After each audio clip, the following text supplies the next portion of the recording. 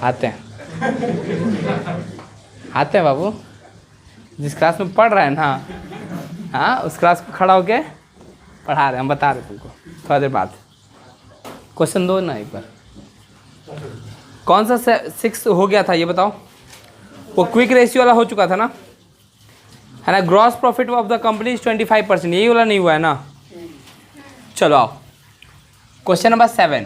Question number 7 screen पे आ रहा है।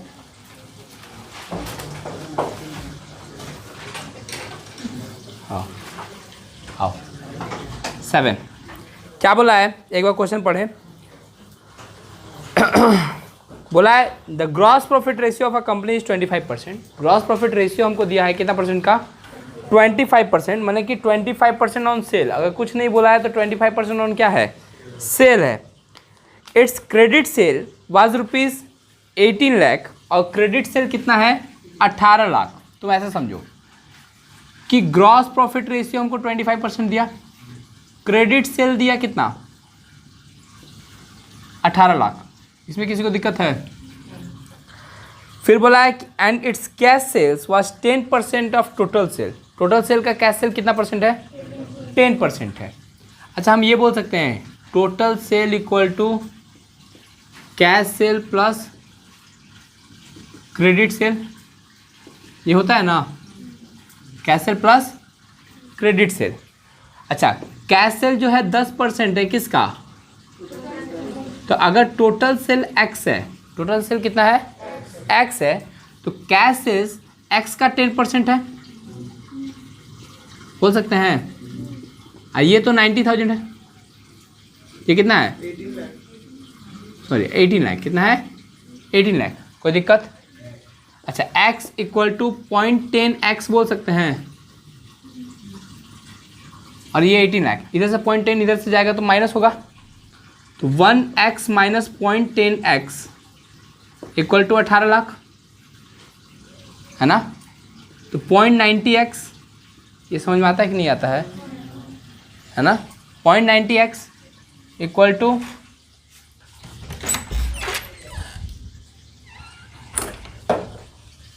0.90x equal to 18 lakh.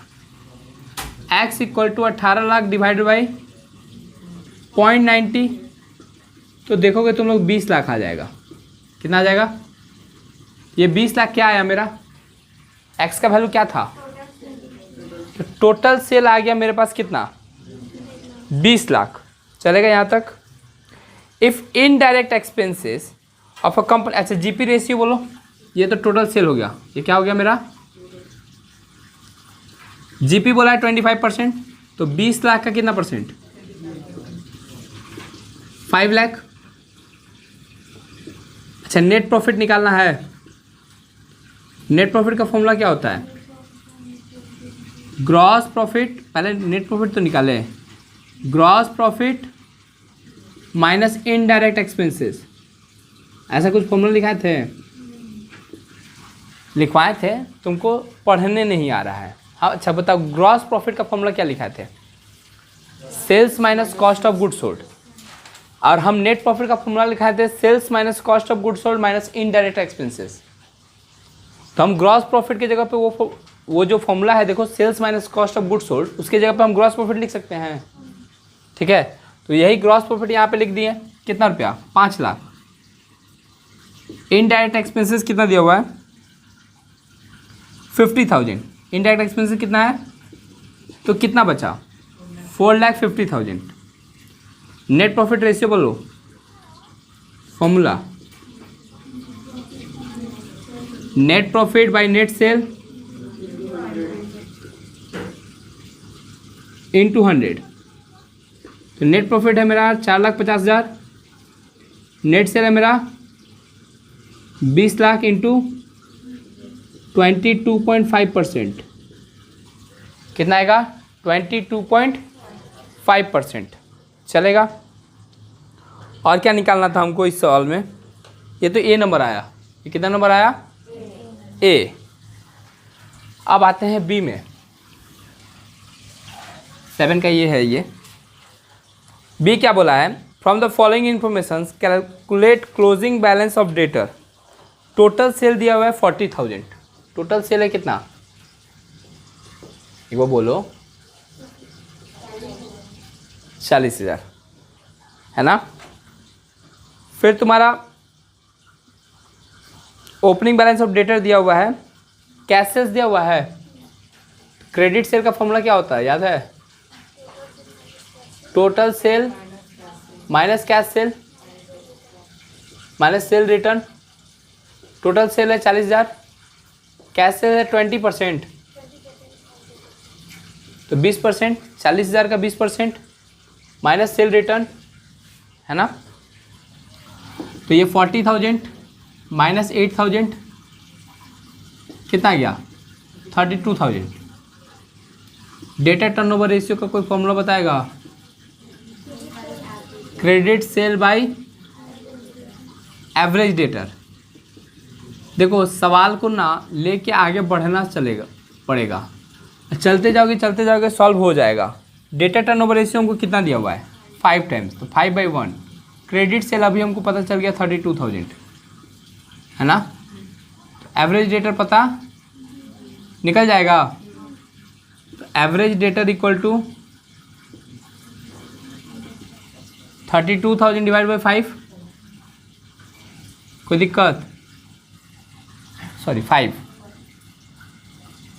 अच्छा एक और बात बताओ, एवरेज डेटा का फॉर्मूला याद है क्या होता है, इसके नीचे हम लिख सकते हैं opening debtor plus closing debtor divide by 2 equal to 32,000 divide by 5, ऐसे लिख सकते हैं। अच्छा 5 डिवाइड करके बता दो ना, क्यों मेरे को 6400 कितना। अच्छा कुछ नहीं, इसके नीचे तो 1 है ना। अच्छा ओपनिंग डेटा हमको पता था कितना था ना 6,000 प्लस क्लोजिंग डेटर पता नहीं है। अच्छा ये क्रॉस मल्टीप्लिकेशन होगा, तो closing debtor equal to 12,800 minus 6,800, ये क्या आ गया मेरा क्लोजिंग डेटर। कॉपी करो, पूरा नाम क्या रहा था तुम बोल सकती हो। क्वेश्चन नंबर 8 है ना, क्या बोला, from the following information calculate current ratio and acid test ratio. किधर क्रेडिटर दिया है, बिल्स पेबल दिया हुआ है, बैंक ओवरड्राफ्ट दिया हुआ है, लायबिलिटी फॉर एक्सपेंसेस दिया है, स्टॉक दिया है, डेटर दिया है और बैंक बैलेंस दिया हुआ है। तो आओ करेंट एसेट्स देखा जाए तो स्टॉक है, डेटर है और बैंक है, यही ना। और तुम्हारा करेंट लायबिलिटी देखा जाए तो क्रेडिटर है, बिल्स पेबल है, बैंक ओडी है और लायबिलिटी फॉर एक्सपेंसेस है। स्टॉक कितना है 32,000, बैंक में 10,000 है, शायद बनाया हुआ सवाल है पता नहीं कितना हो गया 70,000। क्रेडिटर है 2,000, 8,000 और 5,000, 35,000। करेंट रेशियो इक्वल टू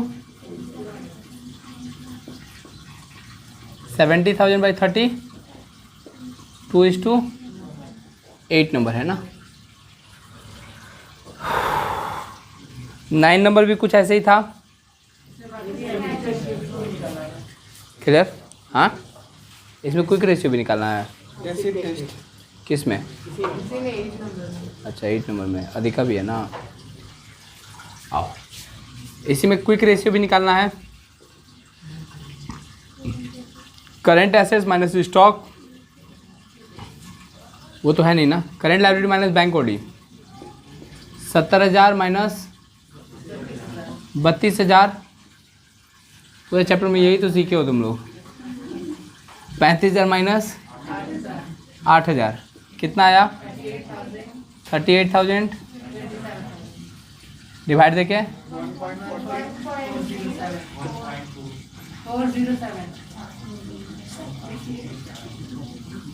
407:1 है ना। क्वेश्चन नंबर 9 देखो एक बार, जब तक बोले नहीं तब तक छापोगे नहीं, अगर जो नहीं बना के लाया है ना स्वाति। क्वेश्चन नंबर 9 देखो, इसमें भी करंट रेशियो और लिक्विड रेशियो दिया है। मैंने इसको करना, मैंने अपने आप को बेइज्जत कराने के बराबर है। 9 नहीं करेंगे, अपने से करना। 10 देखो, बोला है कैलकुलेट डेप्ट equity ratio and liquid ratio from the following informations. Question number 10 बता रहे हैं, 9 खुद से करोगे, नहीं बन रहा है तो जाके गंगा जी में कूद के मर जाना, ठीक है। इसके लिए क्या क्या चाहिए तुमको? चाहिए डेप्ट इक्विटी रेशियो के लिए लॉन्ग टर्म लोन या लॉन्ग टर्म डेप्ट। क्या क्या दिया हुआ है? डिवेंचर है और लोन फ्रॉम IDBI, और कुछ है? कितना कितना है? ये 50,000 है और ये 20,000 है, 70,000 हो गया। शेयर होल्डर फंड का फॉर्मूला क्या है?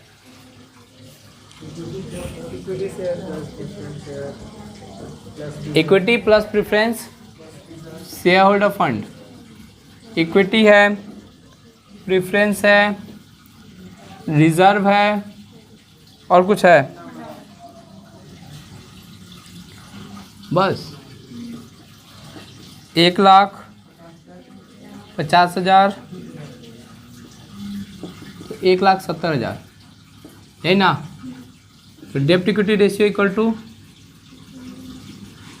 Long term dept bye share holder fund, 70,000 divide by 1,70,000, कितना आएगा? 0.41:1। लिक्विड रेशियो बोला है, पहले चाहिए करंट एसेट्स, है ना। करंट एसेट्स में क्या है? स्टॉक है, कैश और डेटर। स्टॉक है तुम्हारा 20,000 और 35,000, 70,000। करेंट लायबिलिटी किसका? ओ अच्छा ठीक है। सन्डी क्रेडिटर दिया हुआ है, बिल्स पेबल है और बैंक ओडी। क्रेडिटर कितना है? 20,000, पेबल का, ओवरड्राफ्ट का 40, है ना। क्विक रेशियो ना, लिक्विड रेशियो निकालना है ना। Current assets minus stock by current liability minus bank OD. 80,000 minus 25,000, 40,000 minus 5,000, कितना आएगा? 55,000, 35,000, 1.5।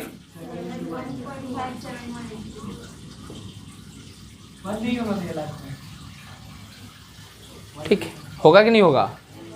चलो 3 डिजिट तक ले लो, 2 डिजिट तक लोगे तो नहीं होगा, वो 3 डिजिट तक लोगे तो होगा।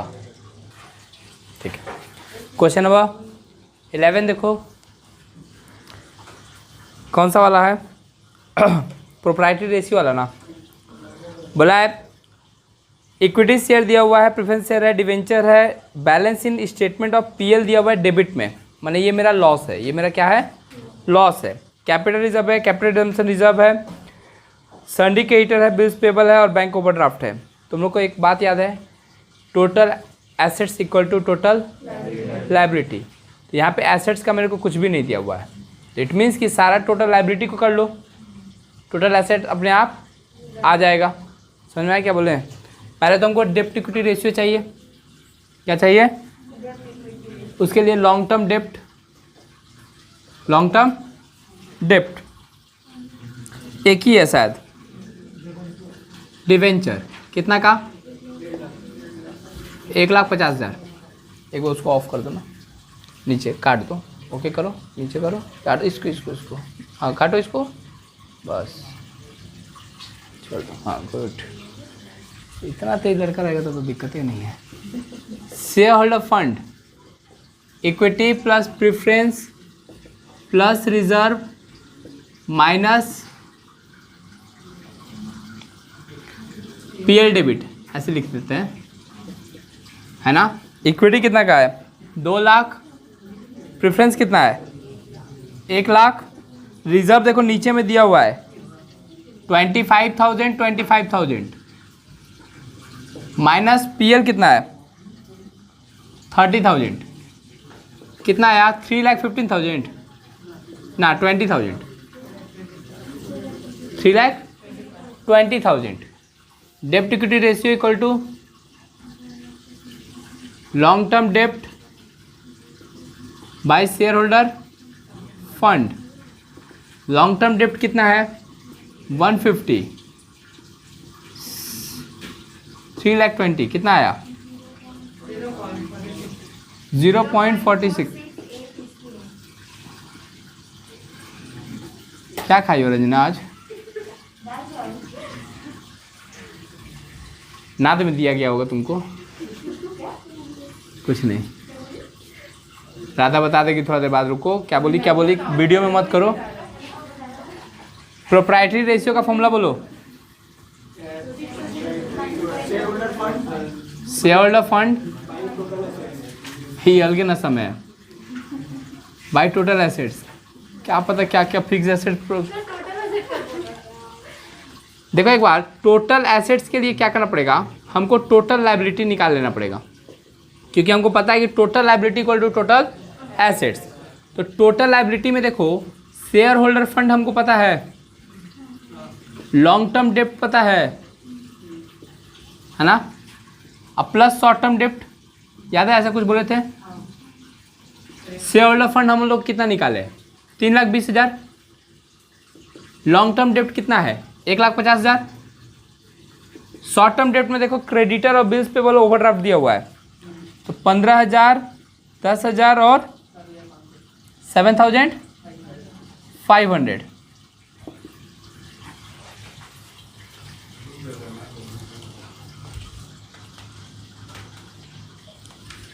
बोलो बोलो। गजब लड़का है रे भाई। उसको काटो, उसको काटो, उसको काटो, उसको काटो। हाँ थोड़ा सा बड़ा करो मेरे को, मेरा मुंह बड़ा आना चाहिए, और थोड़ा बड़ा करो मेरे को। हाँ ठीक है, ठीक है, तुम करते रहो। ये सबको ऐड लेस करके बताओ मेरे को। क्या इंग्लिश बोली तुम? 502500 है ना। शेयर होल्डर फंड पहले से निकाल चुके हैं, तो 3,20,000 डिवाइड बाई 502500 बताओ एक बार।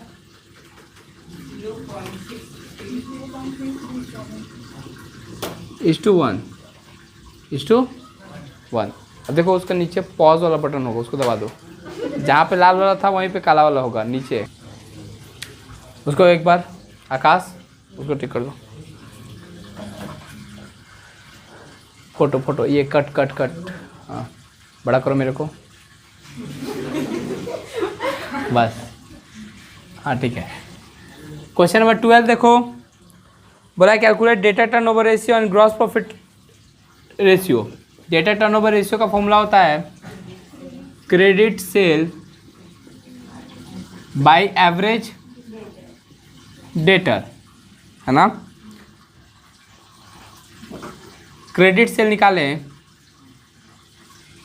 तो total sale minus cash sales. Total sale है 5 लाख, कैश सेल है तो बच गया। एवरेज डेटर का बात करें तो फॉर्मूला होता है opening plus divide by 2। Opening कितना है प्लस, अच्छा याद करने को दिए थे कुछ, ठीक है नहीं दिए तो फॉर्मूला याद नहीं करोगे तुम लोग। बोलेंगे नहीं तो याद नहीं करोगे। 4 टाइम्स, है ना। जीपी रेशियो का फॉर्मूला बोलो। GP by net cell into 100। Net cell मतलब टोटल सेल, नेट सेल मतलब, तो यहाँ पे जीपी कितना है 75,000, 5 लाख 15%, है ना। बंद कर दो।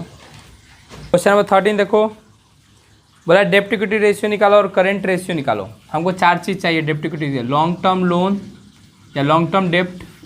एक बार लॉन्ग टर्म डेप्ट देखें तो मेरे पास लॉन्ग टर्म लोन दिया हुआ है 50,000 का, और डिवेंचर है, तो डिवेंचर है और लॉन्ग टर्म लोन है। डिवेंचर है 1,25,000 और लोन है 50,000, तो 1,75,000। शेयर होल्डर फंड, है ना, शेयर कैपिटल दिया हुआ है, अब लिखने का मन नहीं कर रहा है, प्लस जनरल रिजर्व है और कुछ है। शेयर कैपिटल कितना है 150, जनरल रिजर्व 30, कितना आया 1,80,000, है ना। अगर बोले डेप्ट इक्विटी रेशियो फॉर्मूला क्या होता है, लॉन्ग टर्म डेप्ट बाय शेयर होल्डर फंड 1,75,000, 1,80,000, 0.972, है ना। फिर बोला करंट रेशियो ना, करंट रेशियो के लिए चाहिए मेरे को करंट एसेट्स,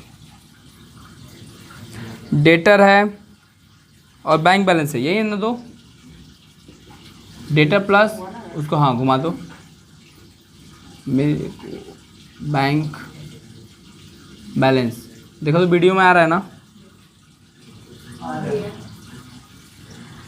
डेटर है 95,000 और बैंक बैलेंस है तुम्हारा 35,000, 1,30,000।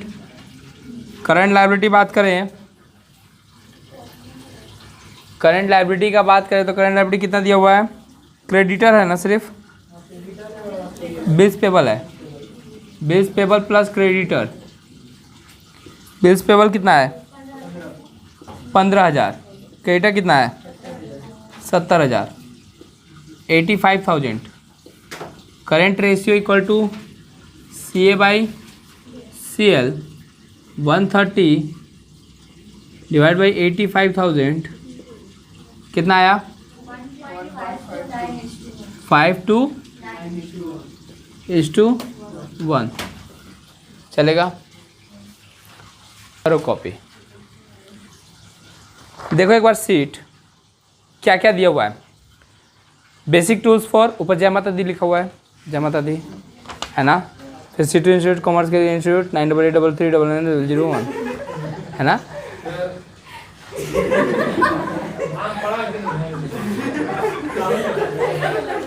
Basic tools for financial analysis slash ratio आते हैं, रुको ना।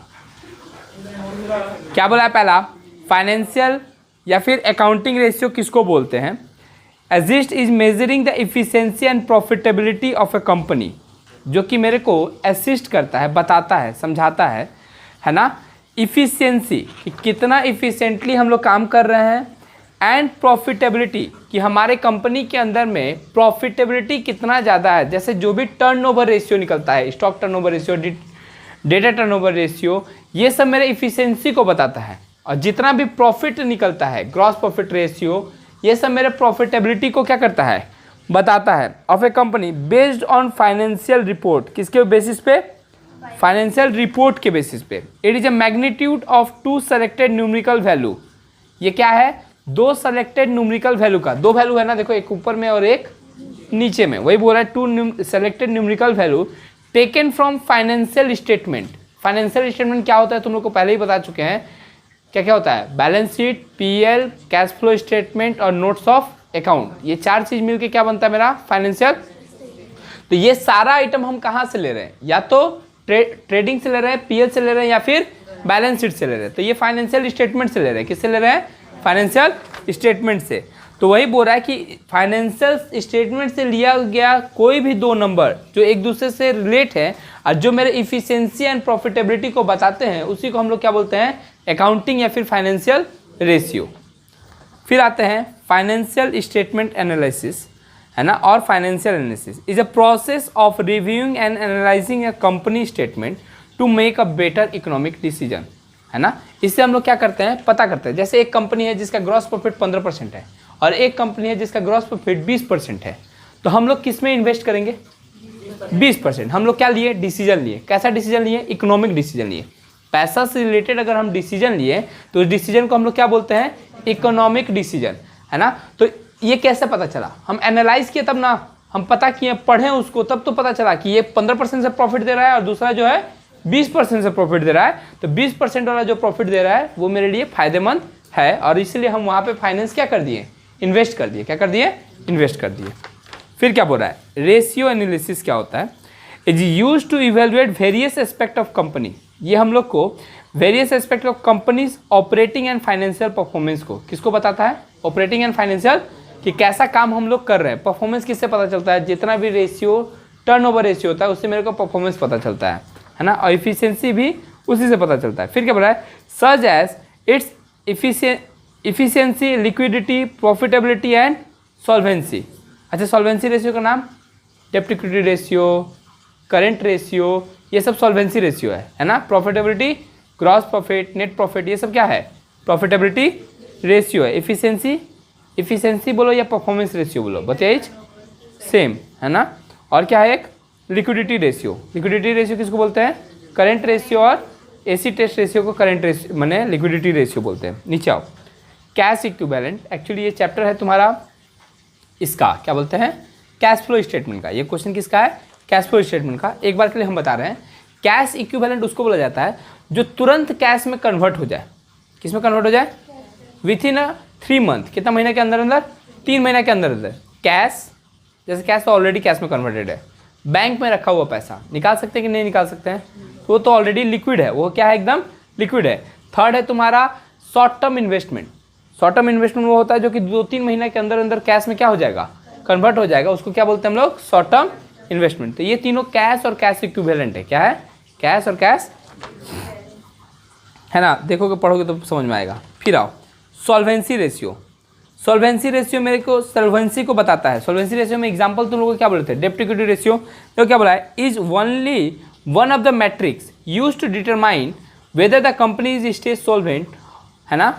मतलब बोला है कि ये एक मैट्रिक्स है, ये एक तरीका है या एनालाइजिंग का प्रोसेस है जिसके जरिए हम लोग क्या करते हैं, पता करते हैं कि कंपनी फ्यूचर में, है ना, पैसा पेड करने लायक सॉल्वेंट है या इनसॉल्वेंट। इनसॉल्वेंट का नाम सुने हो कभी, मैंने क्या हो गया है, डूब चुका है। तो अगर सॉल्वेंट है मैंने अच्छा पोजीशन है, इनसॉल्वेंट हो गया मैंने पोजीशन, तो सॉल्वेंसी चेक करते हैं हम लोग टाइम टू टाइम कि कंपनी का पोजीशन कैसा है, पेड कर पाएगा या फिर नहीं। तो सॉल्वेंसी का देखो, सॉल्वेंसी रेशियो का नाम दिया हुआ है।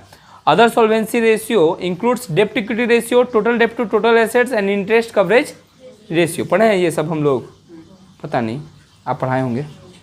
कंटीजेंट लायबिलिटी, ये क्या होता है, करेंट लायबिलिटी का भाई टाइप का लग रहा है ना, किसके तरह लग रहा है, करेंट लायबिलिटी के। कंटीजेंट लायबिलिटी कोई बताएगा क्या होता है, बहुत स्पेसिफिक, हम बहुत बार पूछेंगे, मैंने टेस्ट में भी पूछेंगे, ऐसे भी पूछेंगे और एग्जाम में भी पूछेगा, है ना। It is a potential liability. ये क्या होता है, एक पोटेंशियल लायबिलिटी है। It may occur in future event. किसी इवेंट के ऊपर डिपेंड करता है कि ये लायबिलिटी बन भी सकता है और लायबिलिटी अभी लायबिलिटी है कि नहीं, अभी liability, it may be liability in future. कब लायबिलिटी बन सकता है, ये किसी एक फ्यूचर इवेंट के होने या फिर ना होने से, इवेंट के किसी होने या फिर ना होने। जैसे सपोज करो कि किसको ले जाए, चोर कौन लग रहा है, चलो ठीक है, पिंकी, है ना। पिंकी गई, भैया बैंक लोन नहीं दे रहा है, मुंह देख के मुँह खराब है, लोन नहीं दे रहा है। तो हमने देगा, क्यों नहीं देगा, तो अरे आप गारंटर बन जाइए ना। तो हम गारंटर बन गए, किसका, पिंकी को लोन दिलाने के लिए हम बैंक में गारंटर बन गए। अब बैंक जो है ना, पिंकी भाग गई, पिंकी क्या की, लोन लिया था, ठीक है, लोन लेके क्या हो गई, चली गई। अब लोन लेके चली गई तो अब उसका पैसा कौन देगा, अब ये कब देना पड़ेगा मेरे को, जब पिंकी भाग जाएगी। तो हम अगर इसका गारंटर बने हैं तो मेरे ऊपर कंटीजेंट लायबिलिटी है कि अगर इसके भागने से पैसा किसको देना पड़ेगा, और नहीं भागी तो किसी होने या फिर नहीं होने से, है ना, मेरे लायबिलिटी क्रिएट भी हो सकता है और नहीं भी हो सकता है। उसी को क्या बोलते हैं, कंटीजेंट। जैसे मानो कोई मेरे पर केस करके रखा है और कोर्ट में केस चल रहा है, तो अगर वो जीता तो 5 लाख हमको देना पड़ेगा और हम जीते तो नहीं देना पड़ेगा। तो ये भी एक टाइप से क्या है, कंटीजेंट लायबिलिटी, जिसको कहीं दिखाया नहीं जाता है, नोट्स ऑफ अकाउंट में दिखाया जाता है। कहाँ दिखाया जाता है, बैलेंस शीट में शो नहीं किया जाता है। कहाँ नहीं शो किया जाता है, तारपर क्या है objective of financial statement analysis. ये जो हम लोग रेशियो वगैरह करते हैं, इससे क्या उद्देश्य का प्राप्ति होता है। पहला बात कि हम उसके प्रॉफिटेबिलिटी को जान सकते हैं। दूसरा बात, कंपेयर कर सकते हैं। क्या कर सकते हैं, कंपेयर कर सकते हैं दो कंपनी के बीच में, है ना, पोजीशन को अच्छे से पढ़ सकते हैं। देखो क्या क्या दिया हुआ है, it provide a decision maker information for uses in decision making. ये मेरे को हेल्प करता है क्या करने में, डिसीजन लेने में, कि पैसा इन्वेस्ट करना है कि नहीं करना है। एंड टू जज the past performance and current position of the company. और साथ ही साथ हमको ये भी हेल्प करता है कि मेरा परफॉर्मेंस पहले कैसे चल रहा है और आज के डेट पे मेरा क्या पोजीशन है। अच्छा, पोजीशन किससे पता चलता है, बैलेंस शीट से। अब परफॉर्मेंस किससे पता चलता है, पीएल से। ट्रेडिंग या फिर पीएल ज़्यादा आया, प्रॉफिट ज़्यादा आया, क्या ज़्यादा आया, प्रॉफिट ज़्यादा आया तो मेरा परफॉर्मेंस अच्छा है, प्रॉफिट कम आया तो मेरा परफॉर्मेंस खराब है। चलेगा यहाँ तक। ये सारा ऐसे क्यों था, ये सारा क्या था, ऐसे क्यों था। अब आते हैं एमसीक्यू में। बोलता है फाइनेंशियल स्टेटमेंट कंसिस्ट ऑफ, और ये तुमको 4-5 ऑप्शन दे देगा। तो ये चारों होता है क्या चीज़, फाइनेंशियल स्टेटमेंट। क्या क्या, profit and loss, balance sheet, cash flow statement और notes of account. The term is used as tool for analysing the financial statement. Financial statement में क्या क्या होता है, PL, balance sheet, cash flow और notes of account. बोला कि क्या क्या टूल है जिसके जरिए हम अपने फाइनेंशियल स्टेटमेंट को क्या करते हैं, रिव्यू करते हैं, क्या करते हैं, एनालाइज करते हैं। क्या करते हैं, रिव्यू या फिर एनालाइज करते हैं। पहला है कैश फ्लो, दूसरा है फंड फ्लो रेशियो जो अभी तुम लोग सीखे, कॉम्परेटिव कॉमन साइज, है ना, कॉम्परेटिव, और ये भी तुम लोग सीखोगे। पहला 5 जो है ना वो सारा तुम लोग सीखोगे। फंड फ्लो नहीं है सिलेबस में, और टाइप ऑफ कैश फ्लो ही होता है। ट्रेंड एनालिसिस, ट्रेंड एनालिसिस मतलब जैसे हमको लगता है कि इस साल अगर 100 लड़का है तो अगले साल 150 लड़का होता है, हर एक साल 50 लड़का करके क्या होता है, बढ़ता है। तो ये एनालिसिस है, हम ट्रेंड एनालिसिस किए हैं कि बढ़ रहा है कि घट रहा है। ऐसा भी तो होता है, बढ़ता भी है और घटता भी है। चलेगा। फिर आते हैं कॉम्परेटिव इनकम स्टेटमेंट, नहीं पढ़ाए हैं अभी, साइड करो, कॉम्परेटिव को साइड करो, है ना। एक बार नीचे देखो, ब्रेक इवन पॉइंट दिखाई दे रहा है। In break even point analysis total cost equal to total revenue. ये शायद तुम लोग पढ़ोगे भी, किस में, इकोनॉमिक्स में पढ़ोगे कि ब्रेक इवन पॉइंट किसको बोलते हैं, जहाँ पे कॉस्ट और रेवेन्यू दोनों क्या हो, बराबर हो, जहाँ पे कंपनी को प्रॉफिट सबसे ज़्यादा होता है, कंपनी को प्रॉफिट सबसे ज़्यादा होता है, उसी को क्या बोलते हैं, ब्रेक इवन पॉइंट। चलेगा। जहाँ पे कॉस्ट और रेवेन्यू क्या होगा, भैया कॉस्ट और रेवेन्यू एक ही रहेगा। रेवेन्यू मतलब इनकम, रेवेन्यू मतलब अगर कॉस्ट और रेवेन्यू इनकम एक ही है तो कंपनी को प्रॉफिट कैसे होगा, बोलो कैसे होगा। देखो, cost includes profit, cost includes, हम आज यहाँ पे खट रहे हैं तो हमको अगर सिर्फ जितना रेंट मिल रहा है वही मिलेगा तो क्या हम खटेंगे, हम अपना कॉस्ट, अपना सैलरी जो मिलता मेरे को, अपॉर्चुनिटी कॉस्ट, हम यहाँ पे नहीं पढ़ाते हैं तो हम कहीं ना कहीं जाके जॉब करते हैं, और जॉब करते तो मेरे को वहाँ से कुछ ना कुछ क्या मिलता, सैलरी मिलता। तो जब हम इनकम कैलकुलेट करेंगे तो हम अपना सैलरी को कैलकुलेट करेंगे कि नहीं करेंगे, ऑब्वियसली करेंगे। हम हर एक महीना कुछ रुपया लेंगे कि नहीं लेंगे, स्टूडेंट, हम अगर सर्विस प्रोवाइड करें तो मेरा भी तो हक बनता है ना कि कम से कम अगर हम यहाँ पर नहीं रहते तो 25,000 का सैलरी उठाते कहीं ना कहीं, तो हम सैलरी का पैसा कहाँ से काटेंगे, इंस्टीट्यूट से, है ना। और तब हम चेक करेंगे कि मेरा कॉस्ट और रेवेन्यू बराबर है कि नहीं। उसके बाद क्या है, short term liquidity position can be जज analysis from comparative balance sheet. ये तो पढ़े नहीं हो, इसको साइड करो, साइड करो, साइड करो, नीचे आओ, ये भी साइड करो, 1-2 भी साइड करो। रेशियो एनालिसिस, देखो ratio analysis despite the relationship between two figure, दो फिगर के बीच में हमको क्या बताता है, रिलेशनशिप बताता है। आइडियल करेंट रेशियो दिखाई दिया, ये शायद तुम लोग हम लिखवाए भी थे, 2:1, ideal liquidity ratio, quick ratio और एसिड टेस्ट रेशियो 1:1 या फिर 1.33:1। अगर 1.33:1 दिया है तो 1.33:1 मान रहा। अगर 1:1 में जैसे दोनों ऑप्शन दिया है तो 1.33:1 चलेगा। अगर सिर्फ 1:1 दिया है तो 1:1। बोला other name of current ratio is, क्योंकि करंट रेशियो का फॉर्मूला क्या होता है? Current assets by current liability. अब वर्किंग कैपिटल का फॉर्मूला क्या होता है? Current assets minus current liability. इसीलिए करंट रेशियो का दूसरा नाम क्या है? Working capital ratio. The main user of financial statement, user पढ़े थे हम लोग कभी बचपन में क्लास 11 में। दो टाइप का यूजर होता है, एक इंटरनल और एक एक्सटर्नल। जो मेरे फाइनेंशियल स्टेटमेंट को पढ़ता है, किसको पढ़ता है? फाइनेंशियल स्टेटमेंट में क्या क्या होता है? पहला line PL, balance sheet, cash flow statement and, ये चारों को पढ़ता कौन है? यूजर। किसके लिए बनता है ये? यूजर के लिए। कितने टाइप का यूजर होता है? दो। एक होता है internal user, external. Internal user कौन होता है? जो अंदर से है, मैनेजमेंट, ऑनर, पार्टनर, ये सब इंटरनल यूजर है। एक्सटर्नल यूजर कौन होता है? आउटसाइडर, जो बिजनेस को देखता है। क्रेडिटर, डेटर, एम्प्लॉई, है ना, government, lender, financial institute, bank, ये सब क्या है? आउटसाइड का यूजर है। वही सब नाम दिया हुआ है। फिर क्या दिया हुआ है? Quick slash liquid slash acid ratio equal assets equal to current asset minus stock minus, ये तो पता ही है ना। उसके बाद वाला भी पता ही है, नहीं पता है किसी किसी को? अच्छा ठीक है, स्वाति देख लो एक बार। क्या बोलते हैं उसको? क्विक लिक्विड का रेशियो का फॉर्मूला क्या होता है? Current liability minus bank overdraft. ठीक है। उसके बाद क्या है? शॉर्ट टर्म फाइनेंशियल पोजीशन या solvency known from current ratio. Short term किससे पता चलेगा? करंट रेशियो से। लॉन्ग टर्म किससे पता चलेगा? डेब्ट इक्विटी रेशियो से।